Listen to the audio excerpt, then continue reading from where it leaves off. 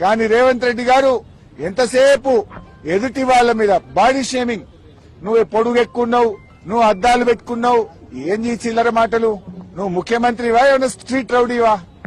Street రౌడీలు కూడా నీకంటే మంచిగా మాట్లాడతారు. నువ్వు కేసీఆర్ గారి మీద పదే పదే చావు భాష కోరుకుంటావా?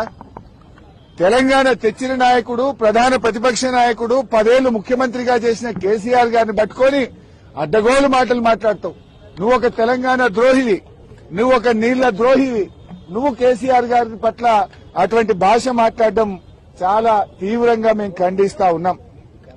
రాహుల్ గాంధీ గారు పొద్దున్న లేస్తే రాజ్యాంగం చేతిలో పట్టుకొని తిరుగుతాడు. ఇక్కడేమో అసెంబ్లీలో రాజ్యాంగం ఖూనీ అయితా ఉంది. ప్రధాన ప్రతిపక్షానికి మైకే ఇవ్వడం లేదు. అందువల్ల మేమందరం కూడా ఇక ఈ శాసనసభలో కూర్చున్నా వేస్తూ మైక్ ఇవ్వకుండా ముఖ్యమంత్రిని తిట్టద్దంటాడు. స్పీకర్ గారు ఆన్ రికార్డ్ అక్కడ కూర్చొని మీరు ముఖ్యమంత్రి గారి మీద విమర్శ చేయొద్దు అంటాడు. అనొచ్చా అట్లా స్పీకర్? ముఖ్యమంత్రి గారి మీద మీరు మాట్లాడితే మీ మైక్ కట్ చేస్తా అంటాడు. మరి మేము ఉండేందుకు అసెంబ్లీలో?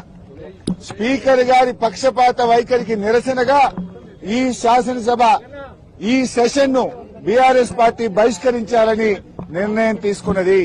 స్పీకర్ గారు